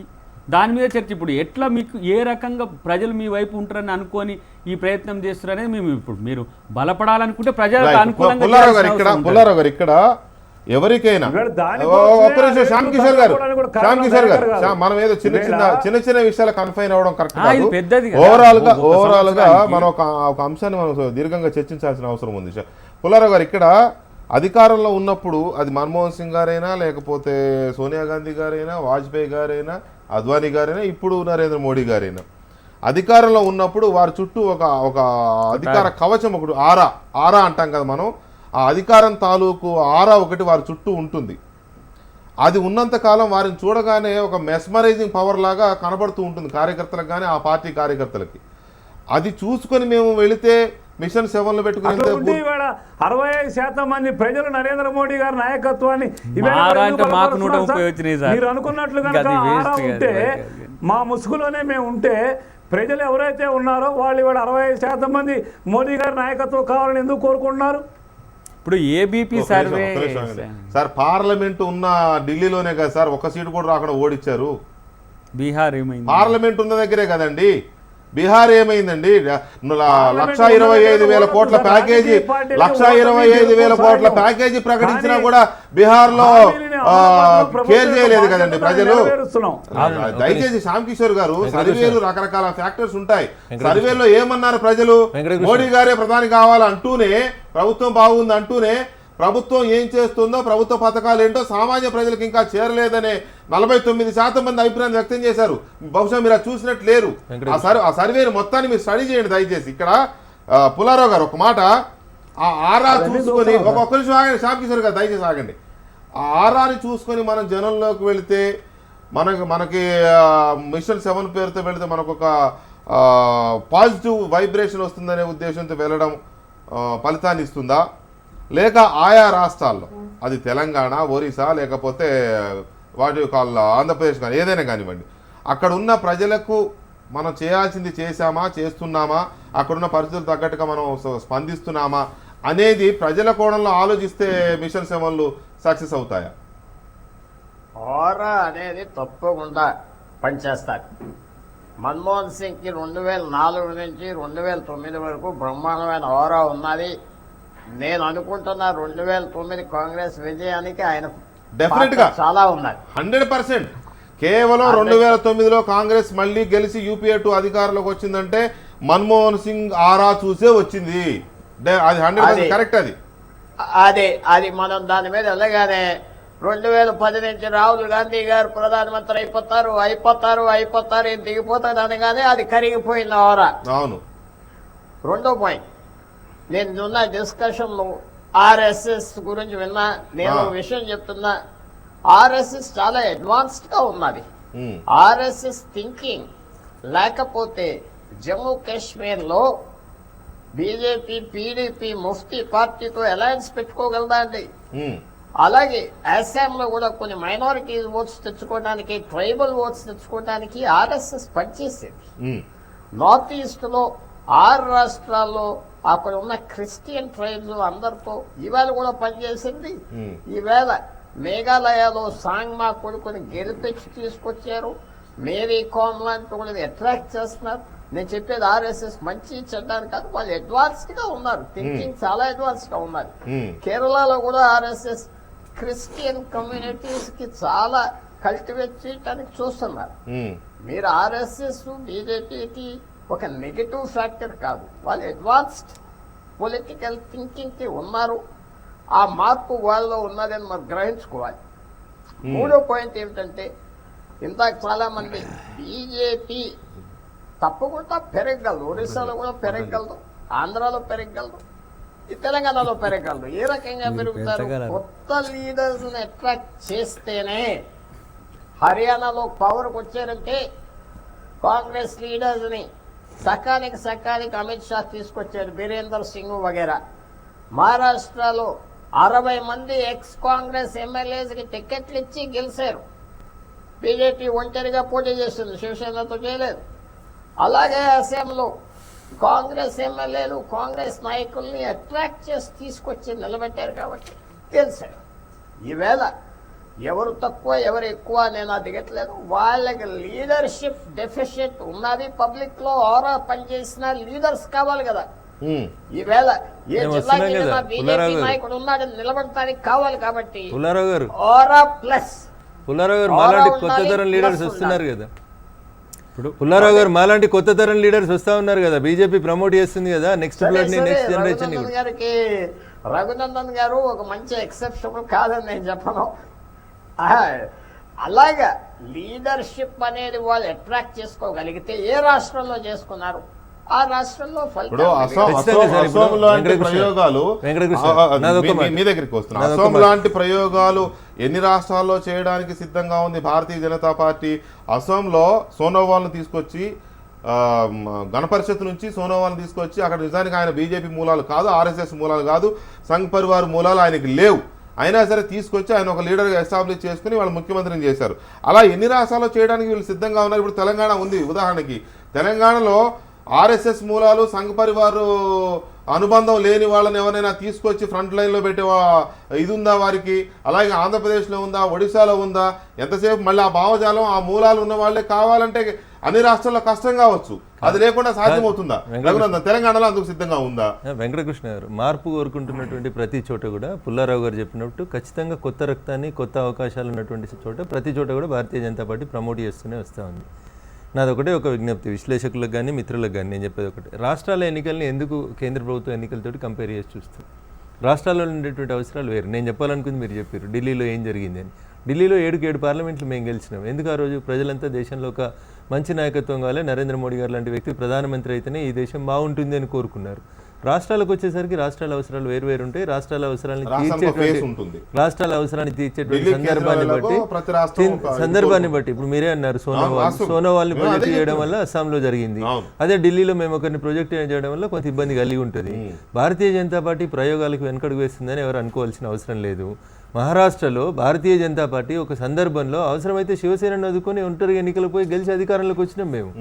కాబట్టి రాజకీయాలలో 1+1 ఎప్పుడు 2 అనేటువంటి ఫిక్స్డ్ రూల్స్ తోటి ఎక్కడ పోతలేదు భారతీయ జనతా పార్టీ. చాలా ఫ్లెక్సిబుల్గా పోయింది. కాబట్టి 2014 ఎన్నికలలో భారతీయ జనతా పార్టీ తాను పెట్టుకున్నటువంటి మిషన్ 272+ అనేటువంటి లక్ష్యాన్ని దాటి ఇంకా ముందుకు పోగలిగింది. ఆ తర్వాత కూడా మేము అనుకుంటున్నటువంటి లక్ష్యాలలో విస్తరించాలనుకున్నటువంటి చోట 45% భూభాగాన్ని, 35% జనాభాని జనం ఓట్లేస్తే ఈరోజు భారతీయ జనతా పార్టీ భారతదేశంలో పరిపాలిస్తుంది. ఎన్నడైనా ఊహించగలిగిర్రా కాశ్మీర్ లోపల భారతీయ జనతా పార్టీ అధికారంలోకి వస్తుందని చెప్పి ఎవరైనా ఊహించగలిగినరా? పార్టీగా ఎవరైతే పొత్తు లేకుండా అధికారానికి అవసరమైన దానికంటే 10 సీట్లు ఎక్కువే తెచ్చుకోగలిగిన బీజేపీ సొంతంగా కాదు ఇతర పార్టీలతో పొత్తుల వల్ల కొన్ని సీట్లు సాధించుకోగలిగింది. నో డౌట్, అది వాస్తవం. అది పొత్తుల వల్ల బీజేపీ వల్ల వారికి లాభం జరిగిందా, వారి వల్ల బీజేపీ వల్ల పక్కన పెడితే పొత్తుల ఇప్పుడు ఆంధ్రప్రదేశ్లో 2 సీట్లు గెలిచారండి. 2 కదా, ఎంపీ 1, ఎమ్మెల్యేలు 4. ఎంపీ 2 గంగరాజు గారు, ఎంపీ 2 అక్కడ 2 సీట్లు గెలిచారు. అదే 2. సో ఇట్లా శివసేన అంటుందన్నమాట ప్రాంతీయ పార్టీలతో పొత్తుల వల్లే బీజేపీ అధికారంలోకి సింగిల్ గా రాగలిగింది. సార్ సొంత బలం కాదు సార్. మహారాష్ట్రలో శివసేనని పక్కన పెట్టి మేము ఎన్నికలు పోటీ చేసినాం, అసెంబ్లీ కాదు, అధికారంలోకి సార్. ఇప్పుడు అసెంబ్లీ కాదు, పార్లమెంట్ రావడానికి కారణం పొత్తుల వల్ల వచ్చేది తప్ప అదంతా సొంత బలం. ఒక్క నిమిషం సార్, శ్యామ్ కిషోర్ గారు దయచేసి ఒక్క నిమిషం సమయంలో నాయకత్వాన్ని తీసుకొచ్చాడు, ప్రయత్నం చేస్తాం. చేయండి చేస్తా, చేయకుండా ఎందుకుంటారని చూస్తూ ఊరుకుంటారా? చేయరని నేను అనుకోవడం లేదు. దయచేసి ఒక మాట ఏమంటారంటే సరైన సమయంలో కొత్త నాయకత్వాన్ని బయట నుంచి కూడా అవసరమైతే ఇముడ్చుకోగలిగినటువంటి శక్తి. ఒక్క నిమిషం సార్, ఒక్క నిమిషం దయచేసి కొంచెం ఓపిక పట్టండి. ప్రాంతీయ పార్టీలతో పొత్తు వల్లనే సింగిల్గా ఇవాళ అధికారంలోకి వచ్చింది. అదంతా తన సొంత బలాన్ని బీజేపీ అనుకుంటే అది పొరపాటు అనేది Shiv Sena analysis, which is correct ఏమో అనిపిస్తుంది మనం సరిగ్గా చేస్తే. Point number 1. పాయింట్ నెంబర్ 2, 2014 ఇదే అస్సాం ఇవాళ అధికారంలోకి వచ్చాయి. 2014లో బీజేపీకి వచ్చిన ఓట్ పర్సెంటేజ్ 2014 లోక్సభ ఎన్నికల్లో 36.5%. ఇవాళ అసెంబ్లీ ఎన్నికల్లో 26.4% తగ్గింది. ఓటింగ్ పర్సెంట్ తగ్గింది. తమిళనాడులో బీజేపీ ఓట్ పర్సెంట్ 2014లో 18.5, ఇప్పుడు 2.8. అంటే నల్లి దాదాపుగా అంటే అదేమంటే పార్లమెంట్ ఎన్నికలతో పార్లమెంట్ ఎన్నికలు డిఫరెంట్, అసెంబ్లీ ఎన్నికలు డిఫరెంట్. ఒక్క నిమిషం. అసెంబ్లీకి జరుగుతున్నటువంటి సందర్భంలో డిఫరెంట్ ఈక్వేషన్స్ ఉంటాయి, డిఫరెంట్ గా పార్టీలు పోటీ చేస్తాయి. మీరు చెప్పిన అస్సాంలో మీరు ఇండిపెండెంట్ గా భారతీయ జనతా పార్టీకి వచ్చింది చెప్తా ఉన్నారు, కూటమిగా భారతీయ జనతా పార్టీకి తీసుకుంటే 44 పాయింట్ దాటినామంటున్నా. 2014 పార్లమెంట్ ఎన్నికలలో కూడా మేము 44% దాటుతుంది. సార్ ఇప్పుడు నేను అన్నా అనుకున్నా గణాంకాలను అయితే మార్చలేం కదా, గణాంకాలని మార్చలేం కదా. చెప్పింది అదే సార్. నేనేమంటున్నాను, మీ అభిప్రాయం మీకు ఉంటుంది. శివసేన ఎందుకు ఒళ్ళు కాలుతుంది, శివసేన ఎందుకు చేతులు కాల్చుకుంది, శివసేన ఒళ్ళుకు చేతులు కాల్చుకున్న తర్వాత ఎట్లా మాట్లాడుతుంది మీకు తెలుసు, మాకు తెలుసు. అది వారికి మహారాష్ట్రలో ఉన్నటువంటి రాజకీయ అవసరాల కోసం మాట్లాడుతూ ఉందా, ఇంకేమైనా బార్గెనింగ్ కోసం మాట్లాడుతుందా? చాలా ఉంటాయి వెంకటకృష్ణ రాజకీయ పార్టీలకి. మిత్రపక్షం అయినంత మాత్రాన మాట్లాడకుండా ఉండాలని ఎక్కడ లేదు. అక్కడ చాలా మిత్రపక్షాలు చాలా చోట్ల చాలా రకాలుగా మాట్లాడుతూ ఉన్నాయి. బట్ నేను చెప్పదలుచుకుంది ఏంటంటే 272+ కూడా భారతీయ జనతా పార్టీ ఇండిపెండెంట్ గా కమలం గుర్తు మీద గెలిచినటువంటి. ఇప్పుడు పార్లమెంట్ ఎన్నికల్లో జాతీయ ప్రయోజనాలు లూప్ లోనే ఎందుకే ప్రజలు చర్చ చూస్తారు. కొంచెం మాట్లాడండి. చెప్తా. చెప్పండి, మీరు చెప్పండి. అసెంబ్లీ ఇప్పుడు ఎన్నికల్లో మీరు చెప్పండి, ప్లీజ్ కంటిన్యూ మా చేయండి భయ- మీరు. ప్రాధాన్యత మా- వస్తాయి కాబట్టి శ్యామ్ కిషోర్ గారు ఆగండి. ఉంటుంది. శ్యామ్ కిషోర్ గారు కాదు ఆగండి. కాంగ్రెస్ వ్యతిరేకతతో బీజేపీకి అవకాశం వచ్చింది అంతే తప్పితే బీజేపీ బలంతో వచ్చినాయి చాలా తక్కువ. కాంగ్రెస్ని వ్యతిరేకిస్తూ కాంగ్రెస్ మీద కోపం వచ్చినప్పుడల్లా కాంగ్రెస్ వ్యతిరేక ప్రభుత్వాలు రావడం అనేది ఒక ఆనవాయితీ. ఇది 5 సంవత్సరాలకు ఉంటుందా, మేము ఎంత మేరకు వాళ్ళని మళ్ళీ ప్రజల్ని ప్రేమించే ప్రయత్నం ఉంటుందో అప్పుడు మాకు రావాల్సింది తప్పితే వాళ్ళకు కొనసాగడం అనేది చాలా అరుదుగా ఉంటుంది. గతంలో మీరు అదే యునైటెడ్ ఫ్రంట్ చూసుకోండి, NDA 1 చూసుకోండి, IK Gujral, VP Singh, XY Deve Gowda, చాలా ఉంటారు. అంటే కాంగ్రెస్ మీద కోపం వచ్చినప్పుడు అనేది ఒకటి. రెండవది ఏంటంటే వాళ్ళు అంటున్న స్ఫూర్తి కేంద్రంతోనైతే దళితులు హిందువులైనా వ్యతిరేకించే స్థాయికి వాళ్ళ యొక్క భావజాలం పోయింది. హిందూ దళితులు కూడా 35 కోట్ల మంది, 17 కోట్ల మంది ముస్లింలు వాళ్ళని ప్రేమించే అవకాశం ఎంత ఉందో మరి ఆలోచించాలి. మైనారిటీలు ఇంకా 5 నుంచి 8 కోట్ల మంది ఉంటారు. దాదాపు 57 నుంచి 58 కోట్ల మంది ఒకటి. అన్నిటికంటే ముఖ్యంగా ఏంటి అంటే అస్సాంలో మైనారిటీ ఓట్లు మీకు అది వచ్చాయని అది ఎలా అదే చెప్పుకుంటారు చెప్పాలని సార్? అది నేను చెప్పాలని అస్సాంలో చూస్తున్నా. మైనారిటీ మా ఓట్లు మీకు భయం వచ్చాయని మీరు ఎలా చెప్పుకుంటారు? అధికారంలోకి వచ్చినంత మాత్రాన కాదు, వినండి. మైనారిటీ ఓట్లు మీకే మైనారిటీ వచ్చాయి. అక్కడ కాంగ్రెస్ కి చెప్పుకోదగ్గ సీట్లు వచ్చాయండి. వెంకటకృష్ణ గారు చెప్పుకోదా అక్కడ ఇంకొక sir, front communist party front కి సీట్లు వచ్చాయి. ఆహాహా. మైనారిటీ ఓట్లు మీకు అసలు పడ్డాయి చెప్పుకోవాలి. issue- మైనారిటీ ఏతర ఓట్లు కన్సాలిడేట్ అయి ఉండొచ్చు మీకు డెఫినెట్ కాదు, గా. అసలు ఇష్యూ అక్కడనే ఉంది. అస్సోమే మా భయం. మైనారిటీలు ఎందుకు? వినండి సార్, ప్లీజ్. 50% కన్నా ఎక్కువగా ఉన్న నియోజకవర్గాల్లో మేము గెలిచాం. కాదు, అస్సోమే మా భయం, మహారాష్ట్రనే మా భయం. ఎందుకు అని మీరు అంటే చెప్పండి. కాదు, ముస్లిం ఓట్లను డివైడ్ చేయడం, AUDF పడ్డ ఓట్లను మీరు ఒకసారి చూడండి. ముస్లింలు మాకు బలంగా ఉండేదాన్ని డివైడ్ చేసేది మహారాష్ట్రలో కూడా MIMతో, తర్వాత బీహార్లో కూడా సీమాంచల్ ప్రదేశ్లో వాటినే చేసిన పరిస్థితి ఉన్నది. మతాలుగా, కులాలుగా, ప్రాంతాలుగా విభజించి జట్టు కట్టడం ద్వారా గెలవడానికి ఒక ప్రయత్నం చేయొచ్చు. కానీ నేను అనుకుంటున్నా వీటన్నిటికంటే కూడా మోడీ ప్రభావం సదరన్ రీజియన్లో ఎంత మేరకు ఉంది. అదే ఇప్పుడు వాళ్ళకున్న మిషన్ బలం ద్వారా- ఉత్తరాది పార్టీ, మిషన్ హిందీ ద్వారా స్టేట్స్ పార్టీ. ఎంతవరకు నార్త్ ఇండియాలో నార్త్ ఈస్ట్ లో చూపించగలిగిన ప్రభావం సదరన్ స్టేట్స్ లో ఎంతవరకు ఎంత నరేంద్ర మేరకు మోడీ ఇప్పుడు మనకు తేలిపోయింది. ప్రభావం 3 ఎంతవరకు స్టేట్స్లలో చూపించగలదు అనేది మిషన్ 7 సక్సెస్ దాని మీద కాదు, ఆధారపడి 3 ఉంటుంది. స్టేట్స్లలో Right, that- ఫలితాలు వాళ్ళకు అనుకూలంగా వస్తేనేమో అది కాంగ్రెస్ మీద ప్రేమ కొద్ది వేసిరని చెప్తారు. ఫలితాలు వాళ్ళకు వ్యతిరేకంగా వస్తే మా తప్పులో లేదో వచ్చింది అని మీ చెప్తారు. తప్పుల వల్ల అది ఆరోపణ కాదండి. మా వ్యతిరేకత, ఒక్క నిమిషం, శాంతి మా కిషోర్ గారు. వ్యతిరేకత మీకు అధికారం శాంతి కిషోర్ గారు ఆగమన్నప్పుడు ఆగండి, దయచేసి ఆగమన్నప్పుడు ఆగండి మా మీరు. వ్యతిరేకత దయచేసి ఓడిపోయిన దగ్గర బీహార్ లో ఓటమికి కారకులు మోడీ, అమిత్ షా అని అన్నది ఎవరు? అద్వానీ గారు, మురళీ మనోహర్ జోషి గారు. వెంకటకృష్ణ గారు అట్లా ఎవరు అన్నది వెంకటకృష్ణ గారు. పార్టీలో అంతర్గత వాయిస్ అది. Anyway, right.